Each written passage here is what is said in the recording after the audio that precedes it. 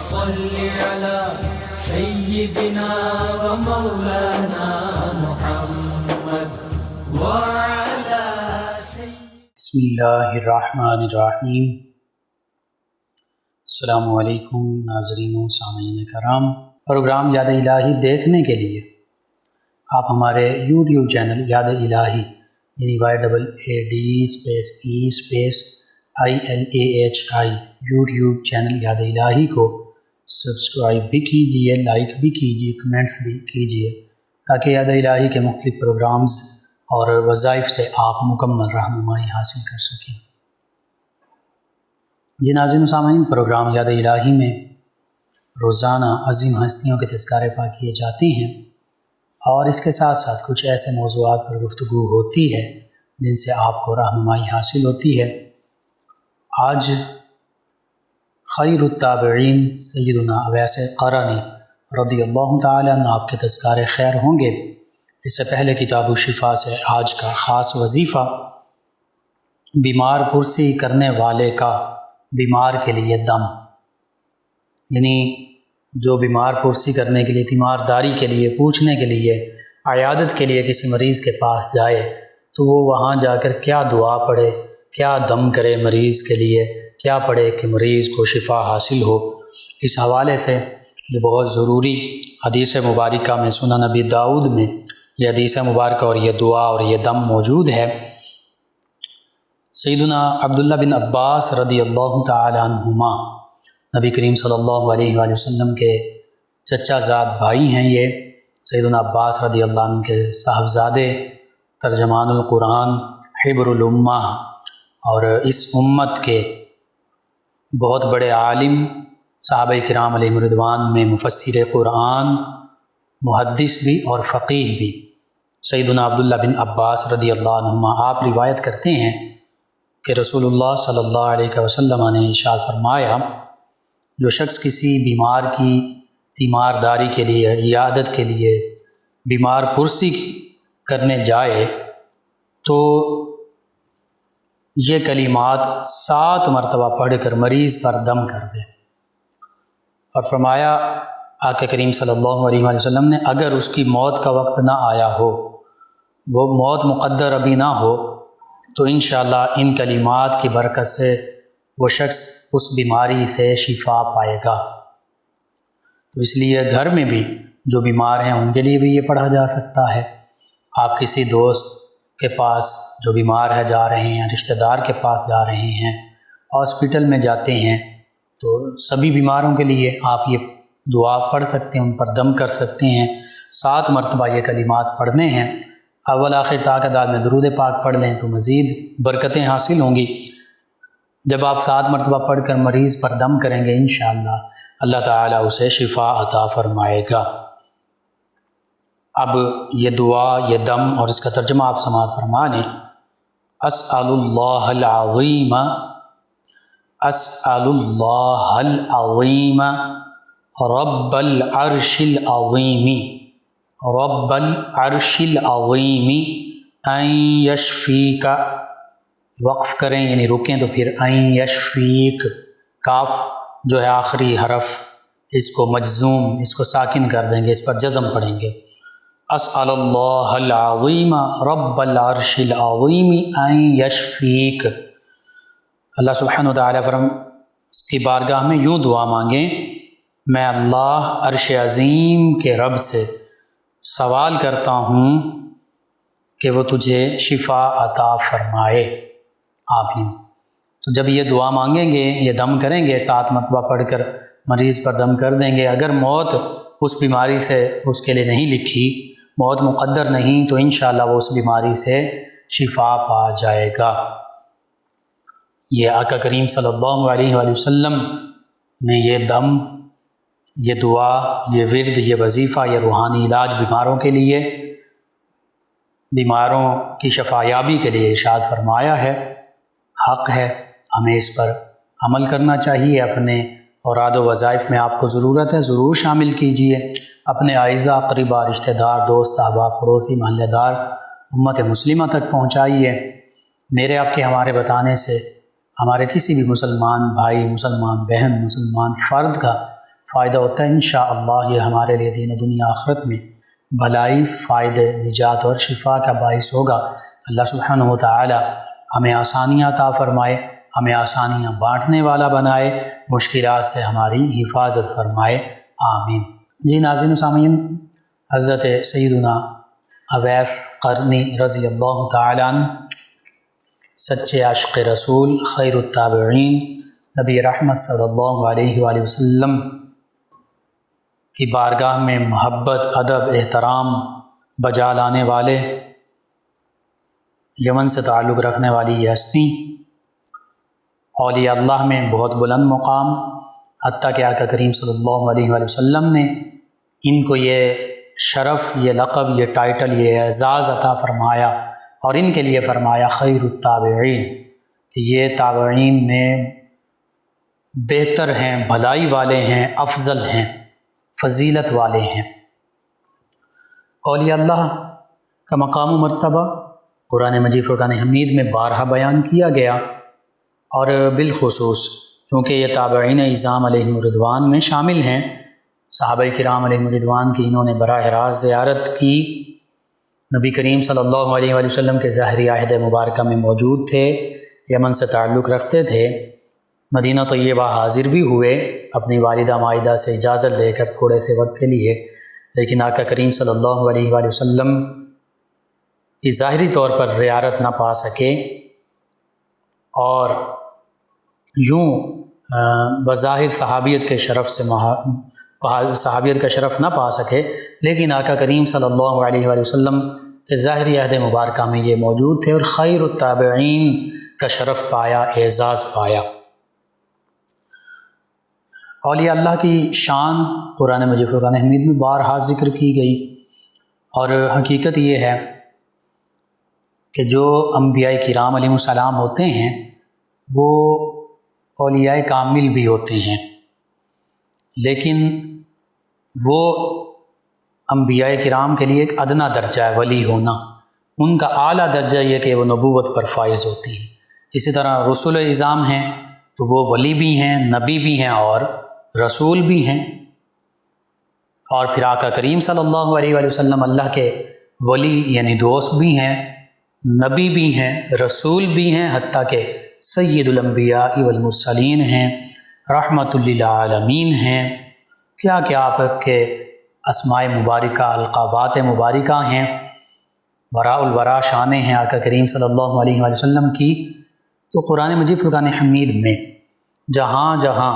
ایمان والوں کی، اولیاء کاملین، صالحین کی شانوں کا ذکر ہے، ان کی صفات کا ذکر ہے، تو اس میں سب سے پہلے درجہ پر انبیاء و مرسلین علیہم الصلاۃ والتسلیم کے سردار ہونے کے ناطے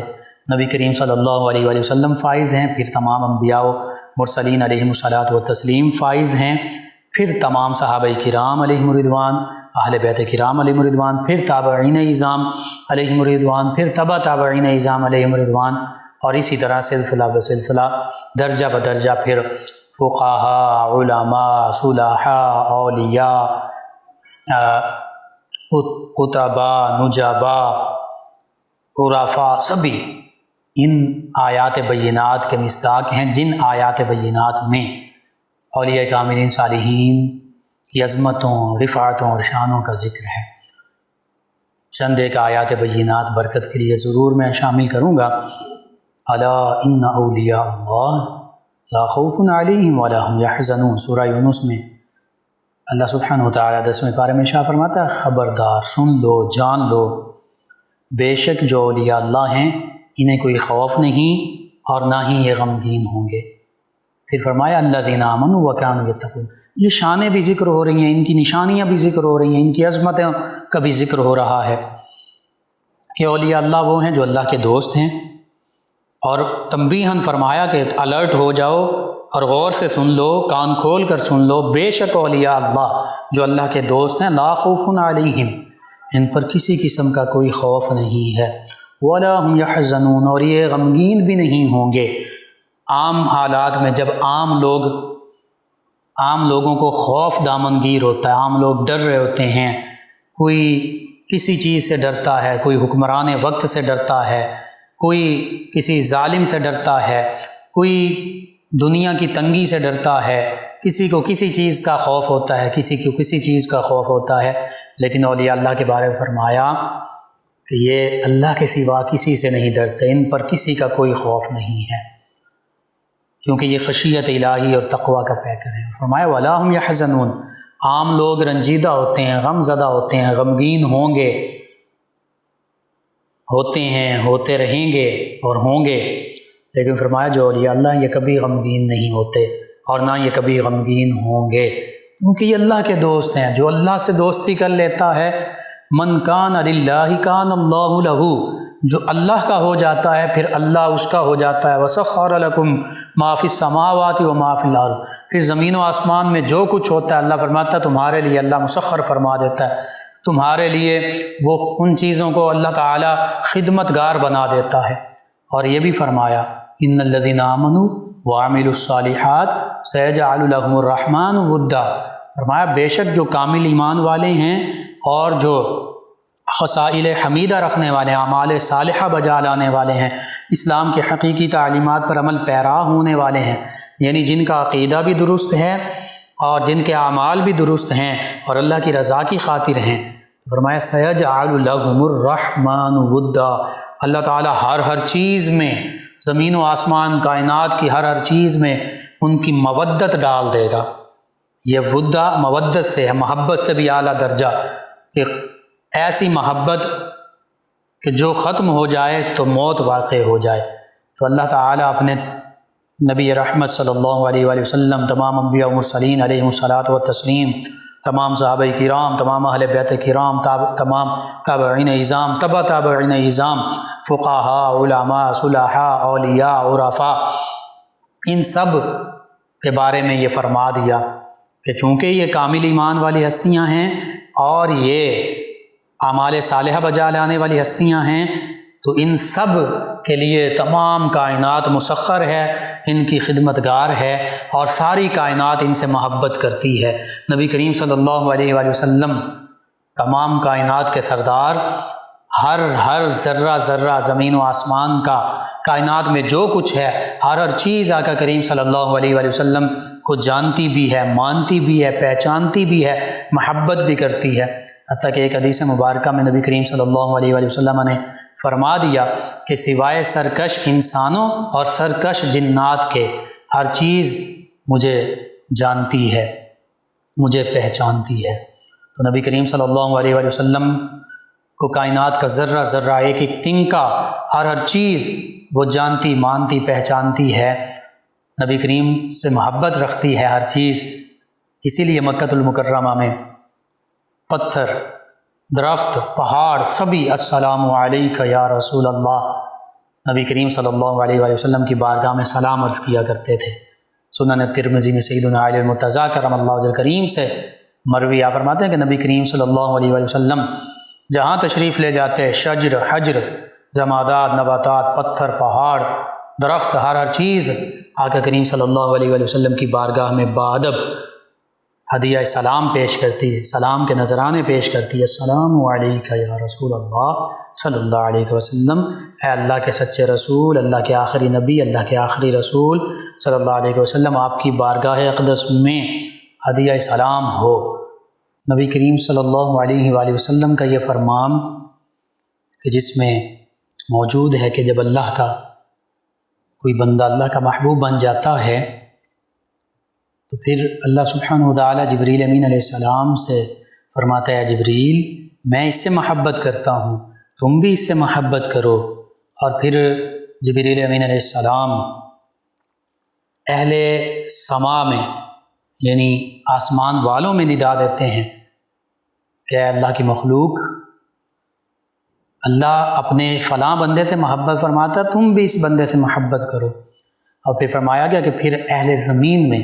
زمین کی مخلوقات میں، زمین والوں میں اس اللہ کے بندے کی محبت رکھ دی جاتی ہے۔ یہ اولیاء اللہ کا مقام و مرتبہ ہے کہ پھر اللہ تعالیٰ کی مخلوقات اولیاء اللہ سے محبت رکھتی ہے۔ یوں ہی حضرت داتا گنج بخش علی اجویری علیہ رحمہ، حضرت بابا فرید الدین گنج شکر رحمۃ اللہ تعالی علیہ، خواجہ معین الدین چشتی اجمیری علیہ رحمہ، حضرت مجدد الفسانی علیہ رحمہ، حضور غوث اعظم رضی اللہ عنہ، دیگر جتنے اولیاء کاملین صالحین ہیں، ان کے یوں ہی ذکر نہیں ہو رہے، ان کے چرچے بلند ہو رہے ہیں۔ فَاذْكُرُونِي أَذْكُرْكُمْ کے وعدے کے مطابق اللہ نے فرمایا کہ تم میرا ذکر کرو، تم مجھے یاد کرو، میں تمہارے چرچے بلند کروا دوں گا، میں تمہارا ذکر کروں گا، تمہارے چرچے کروا دوں گا۔ اور حدیث مبارکہ میں موجود ہے کہ جو اللہ کا بندہ مومن تنہائی میں اللہ کو یاد کرتا ہے، اللہ کرتا ہے، اللہ نے فرمایا کہ اپنے بارے میں فرمایا کہ میں بھی اسے تنہائی میں یاد کرتا ہوں جیسا کہ اس کی شان کے لائق ہے۔ اور پھر فرمایا جو لوگوں میں، مجلس میں، لوگوں میں مجھے یاد کرتا ہے، فرمایا میں اسے مالا اعلیٰ محفل میں، فرشتوں کی محفل میں میں اسے یاد کرتا ہوں۔ تو یہ شان ہے اولیاء اللہ کی، اور ان میں خیر التابعین ہیں سیدنا اویس قرنی رضی اللہ تعالیٰ عنہ۔ قرن جو ہے یہ یمن کا ایک قصبہ، ایک شہر ہے، اور آپ قرنی کہلائے اس اپنے علاقے کی نسبت قرن کی وجہ سے، اور مرادی بھی کہلاتے ہیں کیونکہ قبیلہ مراد سے آپ کا تعلق ہے، اور اس میں گرامی آپ کا اویس ہے، کنیت آپ کی ابو عمرو ہے۔ بعض روایات میں آپ کا اسم مبارک عبداللہ بھی بیان ہوا، اور آپ کو عبداللہ ابن عامر بھی کہا گیا، لیکن حقیقت یہ ہے کہ آپ کا حقیقی نام جو ہے وہ اویس ہی ہے، اور یہ نام آپ کی والدہ ماجدہ نے رکھا، حتیٰ کہ یہی نام آقا کریم صلی اللہ علیہ وآلہ وسلم نے اسی نام سے آپ کو پکارا، آپ کا ذکر کیا۔ بہرحال صحیح مسلم میں سیدنا عمر رضی اللہ عنہ اور سیدنا عصیر بن جابر رضی اللہ عنہ، ان کی روایت کے مطابق آپ کا نام اویس ہی ہے۔ سیدنا اویس قرنی رضی اللہ تعالیٰ عنہ، یمن میں آپ کی ولادت باسعادت ہوئی۔ نبی رحمت صلی اللہ تعالیٰ علیہ وآلہ وصحبہ وبارک وسلم کی نبوت کے بارے میں آپ کو پتہ چلا تو آپ نے بظاہر مکۃ المکرمہ اور مدینہ طیبہ سے دور تھے، لیکن جب اللہ کے پیارے حبیب صلی اللہ علیہ وآلہ وسلم کے بارے میں پتہ چلا کہ اللہ کے آخری نبی، اللہ کے سچے نبی، سچے رسول، آخری نبی، آخری رسول تشریف لا چکے ہیں، ان کی بعثت ہو چکی ہے اور انہوں نے نبوت کا اعلان فرمایا ہے، تو سیدنا اویس قرنی رضی اللہ تعالیٰ عنہ، ان کی والدہ، انہوں نے فوراً اسلام قبول کر لیا۔ اب مدینہ طیبہ نبی کریم صلی اللہ علیہ وآلہ وسلم نے ہجرت فرمائی۔ سیدنا اویس قرنی رضی اللہ تعالیٰ عنہ، ان کی والدہ جو ہیں یہ ضعیف تھیں، عمر رسیدہ تھیں، بوڑھی تھیں اور بیمار رہتی تھیں، تو سیدنا اویس قرنی رضی اللہ تعالیٰ عنہ ان کی خدمت کیا کرتے تھے۔ اس وجہ سے نبی کریم صلی اللہ علیہ وآلہ وسلم کی بارگاہ میں باریابی کا شرف ایک مرتبہ ملا، لیکن نبی کریم صلی اللہ علیہ وآلہ وسلم کی ظاہری طور پر زیارت حاصل نہ کر سکے۔ نبی کریم صلی اللہ علیہ وآلہ وسلم نے ان کے بارے میں بالخصوص فرمایا کہ خیر التابعین، تابعین میں سے بھلائی والے، فضیلت والے اویس قرنی ہیں، اور فرمایا ان کے جسم پر برس کا ایک سفید داغ ہے جو ایک درہم کے برابر ہے، ان کی والدہ ہیں اور وہ ان کی تیمارداری کرتے ہیں، وہ اپنی والدہ کے فرما بردار ہیں، حتیٰ کہ یہاں تک فرمایا کہ کریم صلی اللہ علیہ وآلہ وسلم نے صحابہ کرام علیہم رضوان سے کہ جب تم ان سے ملو تو ان سے اپنے لیے بخشش کی دعا کروانا۔ یہ صحیح مسلم میں بھی اور مستدرک للحاکم اور دیگر کچھ کتب احادیث میں یہ حدیث مبارکہ باقاعدہ موجود ہے۔ صحابہ کرام علیہم رضوان نے نبی کریم صلی اللہ علیہ وآلہ وسلم کے اس فرمان مبارکہ کو تسلیم کیا، اور تمام فرامین مبارکہ کو وہ اپنے قلوب میں، اذہان میں جگہ دینے والے تھے۔ تو سیدنا اویس قرنی رضی اللہ تعالی عنہ، ان کے حوالے سے بالخصوص سیدنا عمر فاروق اعظم رضی اللہ عنہ اور سیدنا علی المرتضیٰ کرم اللہ وجہ الکریم، ان کے تذکار پاک بھی ملتے ہیں کہ ملاقات ہوئی ان ہستیوں کی، اور سیدنا اویس قرنی رضی اللہ تعالی عنہ، جیسا کہ نبی کریم صلی اللہ علیہ وآلہ وسلم نے ان کے بارے میں فرما دیا تھا، یہ ایک موقع پر مدینہ طیبہ میں حاضر ہوئے آقا کریم صلی اللہ علیہ وآلہ وسلم کی ظاہری حیات مبارکہ میں۔ جب یہ مدینہ طیبہ حاضر ہوئے، اپنی والدہ مائدہ سے انہوں نے اجازت لی، اور یہ عاشق صادق تھے۔ ان کے حوالے سے کتب میں ملتا ہے کہ نبی کریم صلی اللہ علیہ وآلہ وسلم کی محبت میں روتے رہتے تھے۔ نبی کریم صلی اللہ علیہ وآلہ وسلم سے بن دیکھے، ظاہری طور پر دیکھے بغیر والہانہ محبت رکھتے تھے، اور اپنی والدہ مائدہ کی خدمت بھی کیا کرتے تھے۔ تو یوں ہی ایک دن رو رہے ہیں تو والدہ مائدہ نے پوچھا، بیٹا کیوں روتے ہو؟ رو رو کر اپنے آپ کو خشک کر دیا ہے، تم سوکھ چکے ہو، دبلے پتلے ہو چکے ہو۔ تو انہوں نے عرض کیا، اماں جان، میں نبی کریم صلی اللہ علیہ وآلہ وسلم کی بارگاہ میں حاضر ہونا چاہتا ہوں، مجھے اجازت دیجیے۔ تو ان کی والدہ نے تھوڑے سے وقت کے لیے ان کو اجازت دی اور فرمایا کہ بیٹا تم اتنے وقت کے لیے چلے جاؤ، مدینہ طیبہ حاضر ہو جاؤ، اور نبی کریم صلی اللہ علیہ وآلہ وسلم کی زیارت کا شرف پا لو، اور پھر فوراً واپس پلٹ آنا، زیادہ دیر وہاں نہ رکنا۔ اب سیدنا اویس قرنی رضی اللہ تعالی عنہ مدینہ طیبہ حاضر ہوئے، اور اتفاقاً نبی کریم صلی اللہ علیہ وآلہ وسلم مدینہ طیبہ سے سفر پر جا چکے تھے، اور کسی معاملے کے لیے، کسی مہم کے لیے، تو یہ تھوڑی دیر مدینہ طیبہ میں رکے۔ آقا کریم صلی اللہ علیہ وسلم، بعض روایت میں یہ ہے کہ ایک رات دعانے والی تھی، تو صحابہ کرام علیہم رضوان نے یہ کہا کہ ہو سکتا ہے آج آقا کریم صلی اللہ علیہ وسلم تشریف لے آئیں۔ تو انہیں کافی وقت گزر چکا تھا مدینہ طیبہ میں، اپنے وعدے کے مطابق جو انہوں نے اپنی والدہ سے کیا تھا، جو ضعیفہ تھیں، جو بیمار تھیں، اس کے مطابق اب یہ واپس پلٹنے لگے۔ جب واپس پلٹ گئے تو نبی کریم صلی اللہ علیہ وآلہ وسلم کی بعد میں مدینہ طیبہ تشریف آوری ہوئی، اور بعض روایت میں یہ کہ انہوں نے ام المؤمنین سیدہ عائشہ الصدیقہ رضی اللہ تعالی عنہا کے در اقدس پر حاضر ہوئے، اور نبی کریم صلی اللہ علیہ وآلہ وسلم کے بارے میں پوچھا، تو یہی بتایا گیا کہ آقا کریم صلی اللہ علیہ وآلہ وسلم کسی سفر پر تشریف لے جا چکے ہیں۔ تو نبی کریم صلی اللہ علیہ وآلہ وسلم جب واپس تشریف لائے، پوچھا کہ کیا کوئی خاص واقعہ پیش آیا؟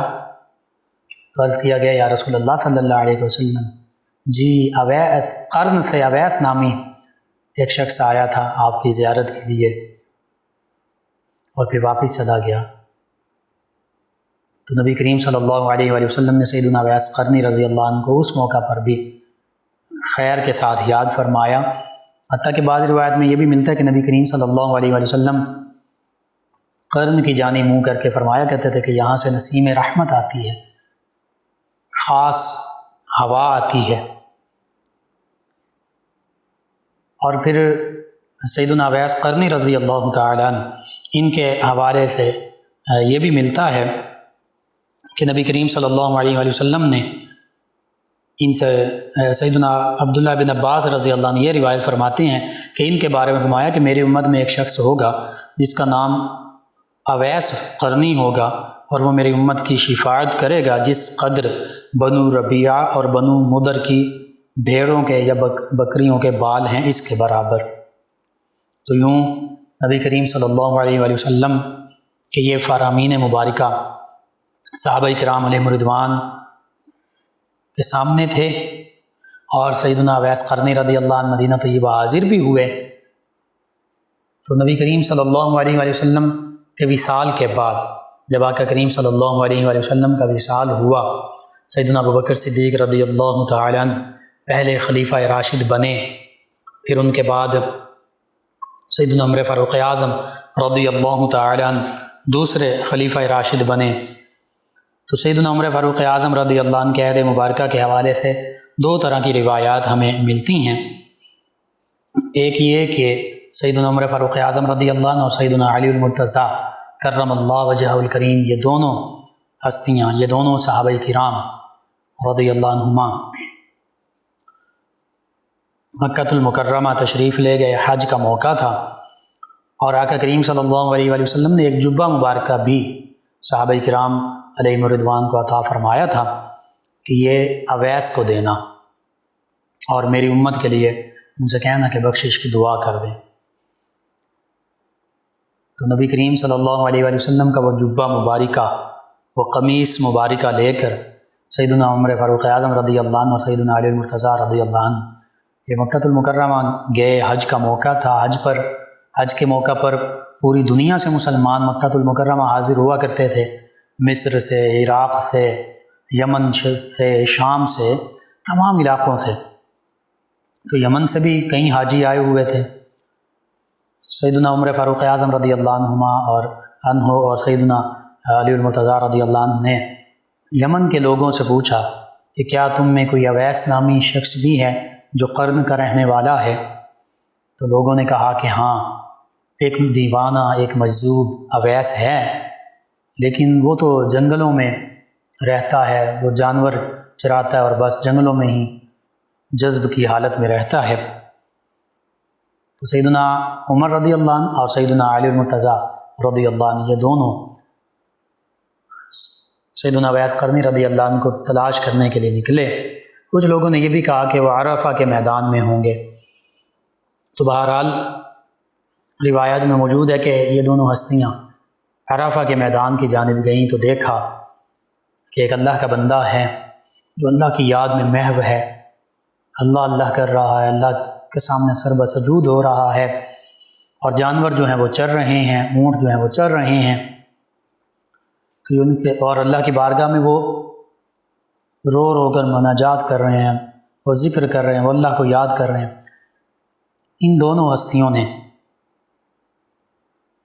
ان سے پوچھا کہ اللہ کے بندے، کیا تم اویس بن عامر قرنی ہو؟ تو انہوں نے کہا کہ ہاں، میں ہی اویس ہوں۔ تو پھر سیدنا عمر فاروق اعظم اور سیدنا علی المرتضیٰ رضی اللہ عنہما انہوں نے نبی کریم صلی اللہ علیہ وآلہ وسلم کا جبہ مبارکہ انہیں دیا اور ان سے کہا کہ نبی کریم صلی اللہ علیہ وآلہ وسلم نے یہ فرمایا تھا کہ اویس سے کہنا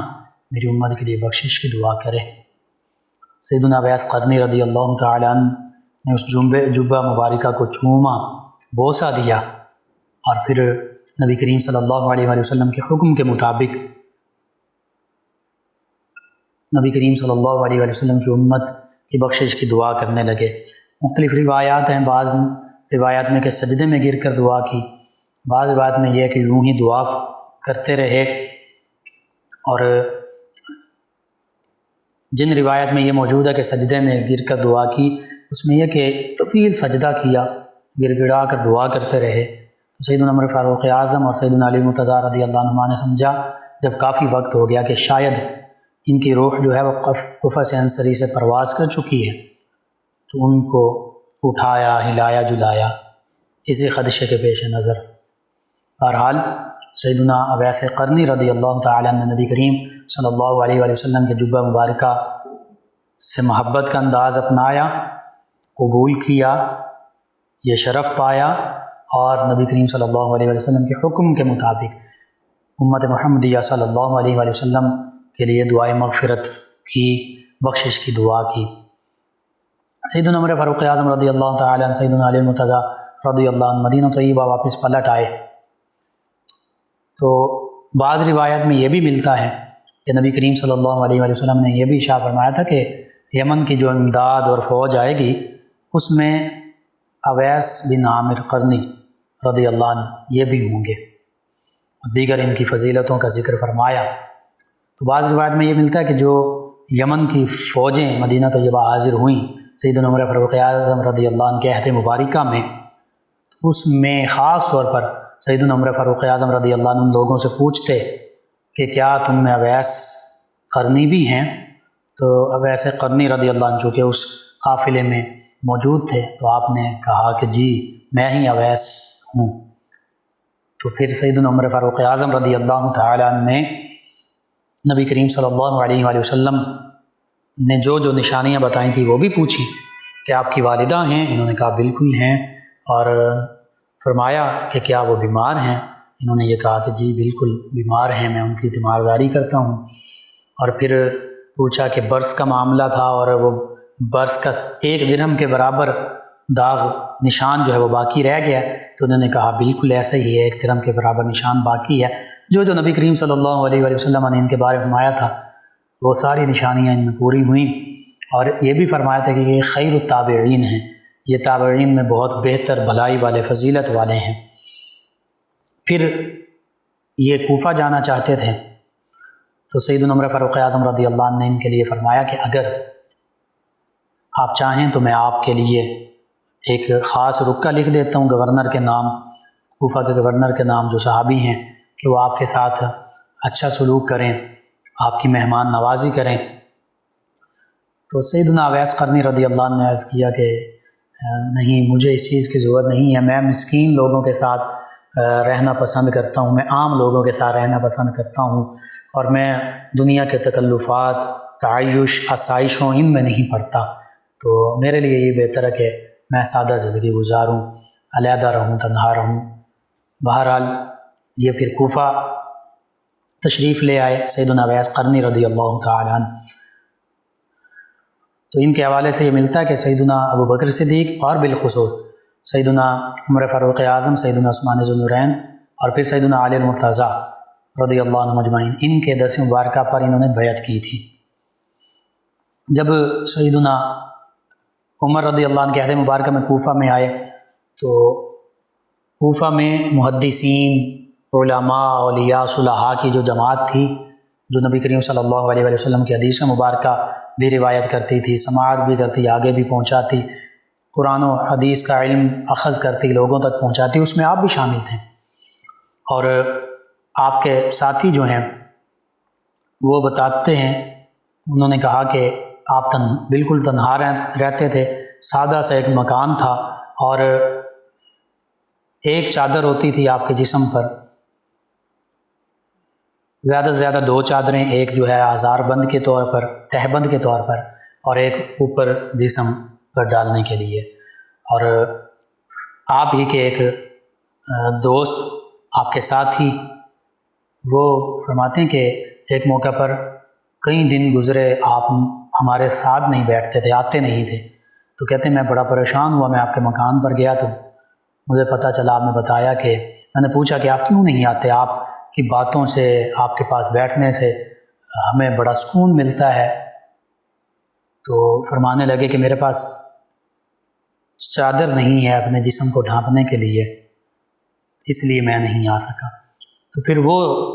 جو ان کے ہم مکتب تھے، ان کے دوست تھے، ان کے پاس بیٹھنے والے تھے، انہوں نے اپنی چادر دی، انہوں نے منع کر دیا۔ لوگ انہیں دیوانہ سمجھتے تھے، بعض روایت میں یہ بھی ہے کہ ان سے مذاق بھی لوگ کرتے تھے، جن لوگوں کو نہیں پتہ تھا ان کی حقیقت حال کا۔ اور حدیث مبارکہ، ایک حدیث مبارکہ میں تو یوں ہے، اس کا میں خلاصہ عرض کر رہا ہوں، مفہوماً بیان کر رہا ہوں کہ اللہ کے کچھ بندے ایسے بھی ہیں کہ عام لوگ انہیں کوئی توجہ نہیں دیتے، وہ بیمار پڑیں ان کی کوئی تیمارداری نہیں کرتا، حتیٰ کہ وہ فوت ہو جائیں تو کوئی ان کے جنازے میں عام ہونے کی وجہ سے، گمنام ہونے کی وجہ سے کوئی شامل نہ ہو، لوگ اپنے دروازوں سے انہیں دور کر دیں۔ لیکن فرمایا وہ اگر اللہ پر قسم اٹھا لیں تو اللہ ان کی قسم پوری فرماتا ہے۔ صحابہ کرام نے عرض کیا یا رسول اللہ صلی اللہ علیہ وسلم ایسا کون ہے؟ فرمایا اویس رضی اللہ تعالیٰ عنہ،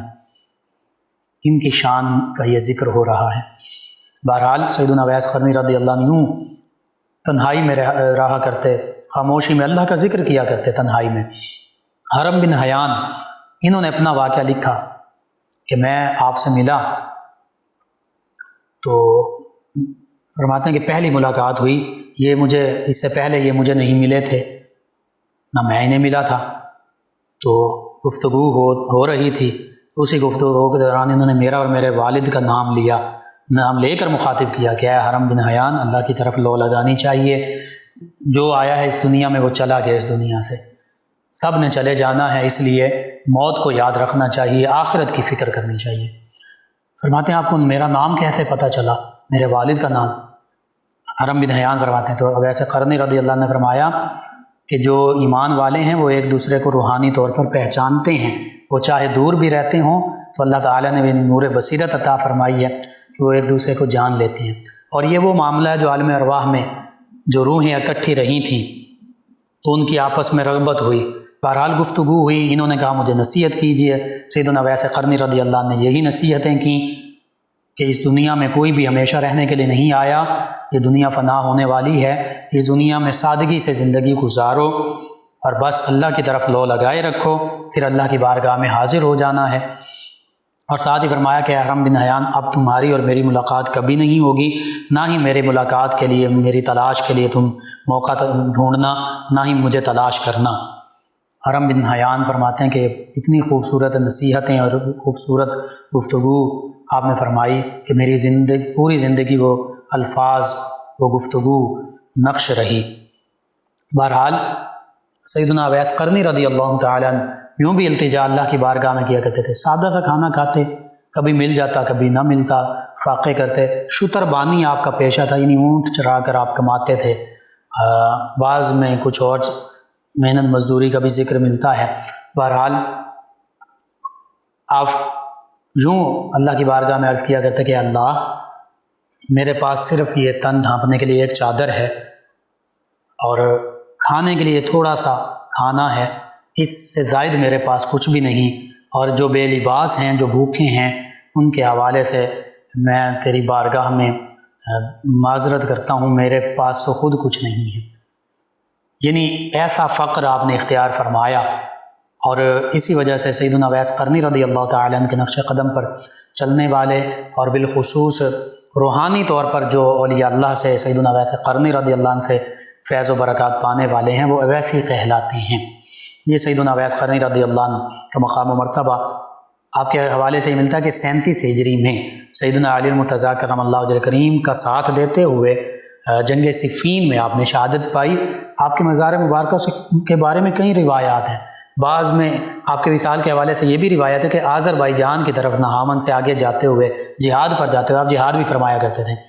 سیدنا عمر فاروق اعظم رضی اللہ عنہ، سیدنا عثمان ذو النورین بالخصوص سیدنا علی المرتضیٰ ان کے عہد مبارکہ میں، تو بعض روایت میں یہ ہے کہ آذربائیجان کی طرف جاتے ہوئے 22 ہجری میں سیدنا عمر فاروق اعظم رضی اللہ عنہ کے عہد مبارکہ میں آپ کا وصال ہوا اور وہیں مزار مبارکہ۔ دیگر روایات میں 37 ہجری کا جنگ صفین میں آپ کی شہادت کا ذکر ہے۔ اب کچھ نے یہ بھی کہا کہ مصر میں آپ کا مزار مبارکہ، کچھ قرن میں بھی کہتے ہیں آپ کا مزار مبارکہ، اور شام الرقہ میں کچھ نے کہا، کچھ نے عراق میں کہا، 7 مختلف جگہوں پر آپ کے حوالے سے غزنی میں بھی لوگ کہتے ہیں کہ آپ کا مزار مبارکہ، حتیٰ کہ غالباً بلوچستان کے علاقے کی طرف بھی منسوب ہے، لیکن جو زیادہ راجح ہے وہ یہی ہے کہ غالباً شام یا عراق میں آپ کا مزار مبارکہ موجود ہے۔ اللہ سبحانہ و تعالیٰ سے یہ دعا ہے اللہ تعالیٰ ہمیں بھی ان عظیم ہستیوں کی طرح نبی کریم صلی اللہ علیہ وسلم کی محبت عطا فرمائے۔ اللہ کی محبت، لوگوں سے بھلائی اور موت کو یاد کرنے کا جو ایک ان کا طریقہ ہے یہ ہمیں عطا فرمائے، آمین۔ ان کے تصدق سے اللہ تعالیٰ عالم اسلام کو سربلندی عطا فرمائے۔ اللہم صلی علی سیدنا و مولانا محمد